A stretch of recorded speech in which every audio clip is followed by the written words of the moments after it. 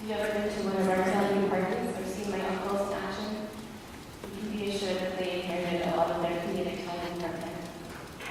Grandpa also faithfully bought his 649 lotto tickets every week, and I used to love hearing him complain about how he had missed out on winning a prize by one number. He was truly remarkable in many ways, and I was continually impressed by the way he traded himself, even into his late age. Grandpa always wanted to look put together and presentable. Even if we were all rushing out the door to be somewhere, Grandpa wouldn't be home until he polished his shoes. He always kept a comb in his back pocket, and he took great care of his hair. He was very conscious of his health, always kept himself busy, often walking up and down the stairs in our home multiple times a day, even into his late 80s. He had an incredibly sharp mind as well. He had everyone's phone numbers, birthdays, and anniversaries memorized. He kept detailed lists of almost everything on scraps of paper and notebooks and agendas. He paid attention to details, noticed little things. He was always thinking ahead, always wanting to be prepared, always thinking of others.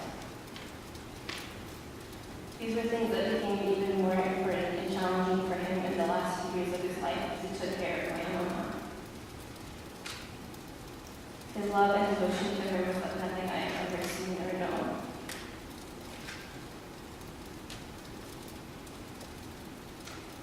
I cannot imagine looking at slowly losing the person we love the most. Earlier this year, as Emily's illness became particularly aggressive and she was no longer able to feed or dress herself, Grandpa, at the age of 88,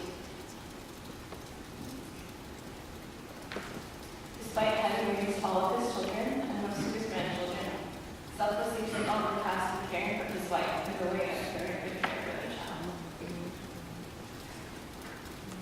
This was a particularly difficult time for our family, but Grandpa willingly and courageously took on this burden. Such was his commitment to her. When Emma was eventually placed in long-term care, we all assumed and hoped that Grandpa would give himself a break and allow himself a well-deserved rest. It soon became clear that he had no intention of doing so. Grandpa went to see her nearly every single day. Even on the days when she could not recall his name or wasn't able to eat or keep her eyes open, Grandpa went and stayed with her. He never wanted her to be alone. Emma and Grandpa's marriage was rooted in faith and a shared love for God and His church. For as long as they were able, the two of them began each day with prayer and attended daily mass. They loved to welcome priests and religious into their home and contributed their time and talents to the parish community. They were genuinely a holy and pious couple who lived sacrificial, Christ-centered lives. Grandpa was never one to run from suffering. Time and time again, he made incredible sacrifices for others. He placed everyone else's happiness and comfort ahead of his own. No request was too great, no task too difficult. If it meant he could make life better for someone else. When he was faced with the greatest challenge, like his wife's illness, Grandpa carried his cross with grace and courage and humility. He never used the stress of caring for her as an excuse to lash out at others. He remained soft-spoken, gentle, and selfless. Despite knowing that Emma would never return to her previous state of health, Grandpa continued to pray for miracles. His faith was unwavering.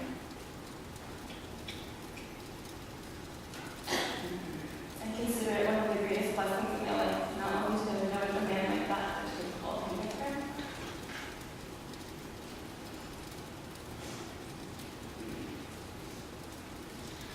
I am confident that Grandpa has now taken his place in heaven, keeping busy there too, and watching out for all of us.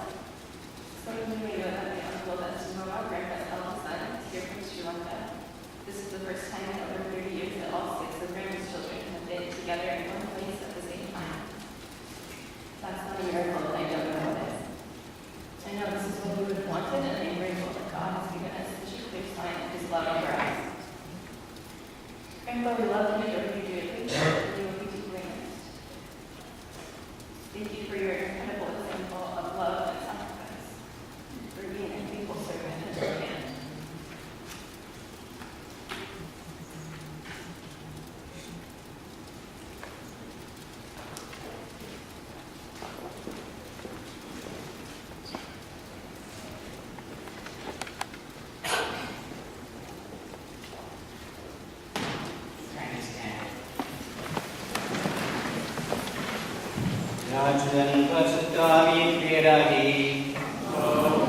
ஆண்டவராகிய இயேசு கிறிஸ்துவின் அருளும் கடவுளின் அன்பும் பரிசுத்தாவியின் நட்புறவும் உங்கள் அனைவரோடும் இருப்பதாக. இத்திருக்கடியை நாம் இறைவனுக்கு உகந்த முறையிலே ஒப்புக் கொடுக்க நாம் தகுதிப்பெறும் பொருட்டு இறைவனுக்கு தந்த அந்த அன்பு கட்டளைக்கு எதிராக நாங்கள் செய்த குற்றங்களுக்காக முதலிலே இறைவனிடத்திலே மன்னிப்பு கேட்போமாக. உலக மக்களை மத அரசின் அமைதியிலே ஒன்று சேர்க்க வந்த ஆண்டவரே இரக்கமாயிரும். உண்மை இல்லங்களை உறுதிப்படுத்த திரட்சாதனம் அருள்வாக்கு வழியாக வருகின்ற கிறிஸ்துவே இரக்கமாயிரும். உம்முடைய மக்களுக்கு நிறைவான மீட்பு அளிக்க மாற்றுடன் வரவிருக்கும் ஆண்டவரே இரக்கமாயிரும். இறைவன் நம்மை இரக்கம் வைத்து நம் பாவங்களை மன்னித்து நம்மை நித்திய வாழ்வுக்கு அழைத்துச் செல்வாராக. செவிப்போமாக. கருணை கடலாகிய இறைவா, எப்பொழுதும் இரக்கம் காட்டுவதும் மன்னிப்பு அளிப்பதும் உமக்கு இயல்பாகும்.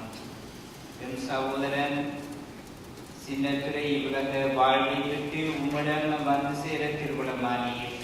இவர் உம்மிடம் நம்பிக்கை கொண்டு விசுவாசத்தோடு வாழ்ந்ததால் தம்மையான தாயகம் அடைந்து முடிவில்லாத பேரின்பம் பெறச் செய்வீராக. எங்கள் ஆண்டவராகிய கிறிஸ்து வழியாக உம்மை மன்றாடுகிறோம்.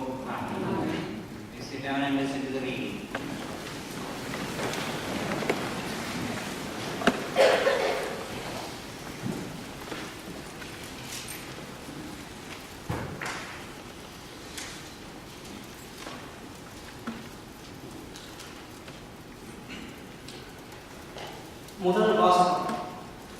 ஆண்டவர் சாவை என்றென்றைக்கும் அழித்து விடுவார். இறைவாக்கினர் எசேக்கியேல் ஆகமத்திலிருந்து வாசகம். சேனைகளின் ஆண்டவர் இந்த மழை நீரை எல்லா மக்களுக்கும் விருந்தொன்று தயாரிப்பார். எல்லா மக்களையும் மூடியிருக்கிற மூடியையும் எல்லா இனத்தவர் மேலிருக்கும் ஆள்களின் முக்காட்டையும் இந்த மழையிலே அவர் அகற்றி விடுவார். என்றென்றைக்கும் சாவை அழைத்து விடுவார். கடவுளாகிய ஆண்டவர் எல்லா முகங்களின்றும் கண்ணீரை துடைத்து விடுவார். இது ஆண்டவரின் அருள்.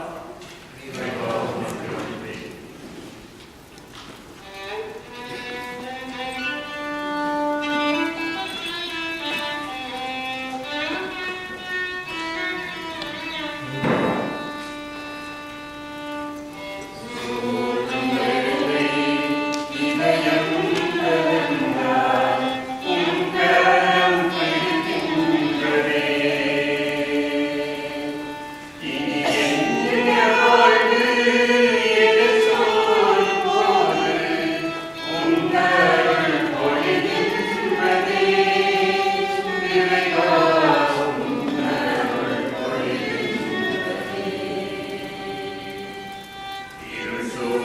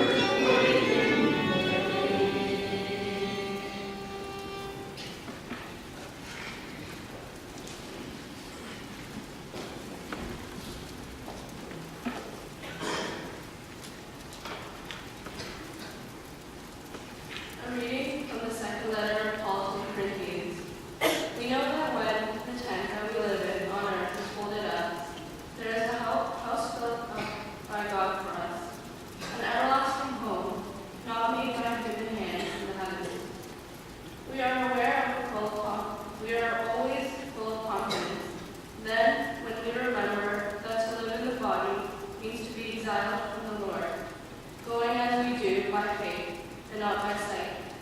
We are full of confidence, I say, and actually want to be exiled from the body and make our home with the Lord. The word of the Lord.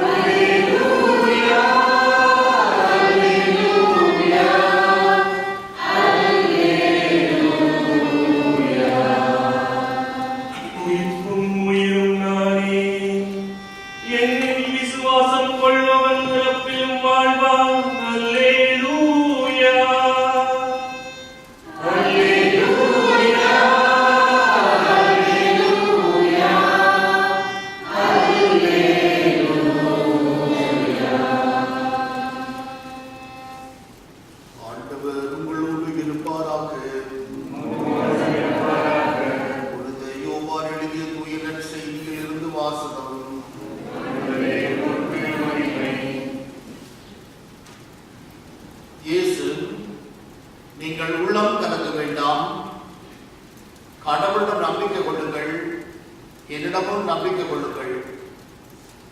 என் தந்தை வாழும் இடத்தில் உறைவிடங்கள் பல உள்ளன. அப்படி இல்லையெனில் உங்களுக்கு இடம் மேம்பாடு செய்ய போகின்றேன் என்று சொல்லியிருக்கிறேன்.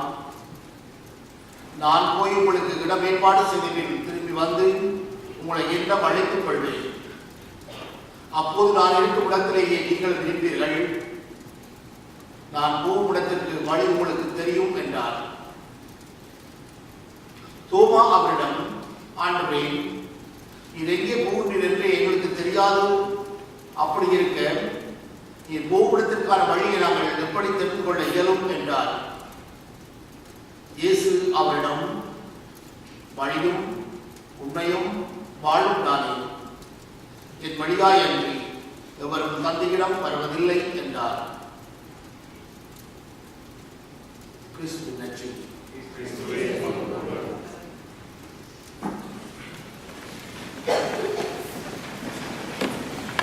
நானே வழியும் உண்மையும் வாழும், என் வழியாய் அன்றி எவரும் தந்தையிடம் செல்ல முடியாது. ஈஸ்வரன் சகோதரர்களை, பிறந்து செய்ய இருக்கின்ற திருவாளர் செல்வத்துறை சின்னையாளர்களுடைய இறுதி சடங்கை அன்றைய பிரியாவர்களை நாம் பங்கெடுத்துக் கொண்டிருக்கின்ற வழியிலே